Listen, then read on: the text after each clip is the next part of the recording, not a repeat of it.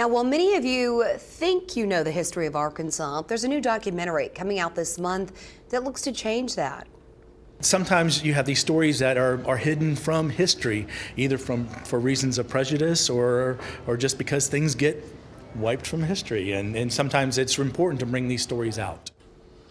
Well, it's a story that started more than 100 years ago. In 1923, a white woman was shot, but before she died, she named a black man as her shooter. That led to the killing of 2 black men, and the remaining tension in the town led citizens to drive out the black community. 4029's LaKyra Banks introduces us to the filmmaker of Catcher, Breaking the Code of Silence.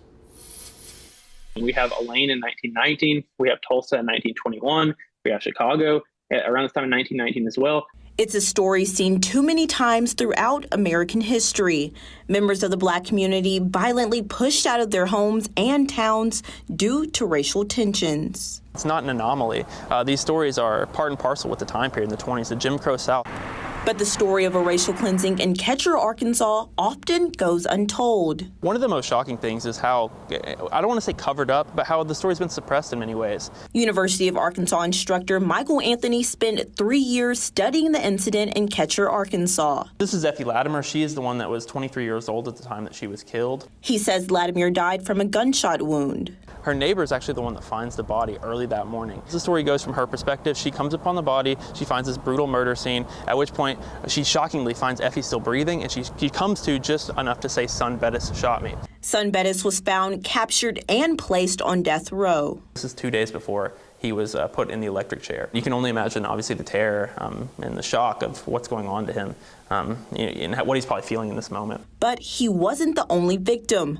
Police began a search for others. And from that point, they go throughout the black community only, which is important to note, to look for a weapon or a shotgun. That search led to the arrest and conviction of Will Son Bettis, Spurgeon Ruck, and John Henry Clay. And unfortunately, we don't have a picture of John Henry Clay, the 14-year-old boy. Whenever these men were found guilty, by trial by their peers in many ways, before the trial even occurs, this community turns against them.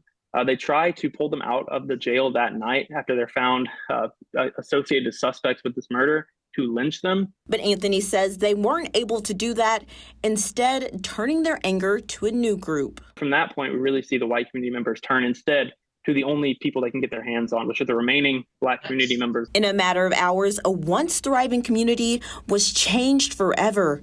Nearly 300 black citizens were driven from their homes. The town kind of falls off the map. Now all that remains of the town of Catcher, Arkansas is this single road. Now, a century later, descendants are calling for change. We can't remedy what happened to them, but still getting some kind of admission from the state that this was an incorrect judgment would be a good step. LaKyra Banks, 4029 News.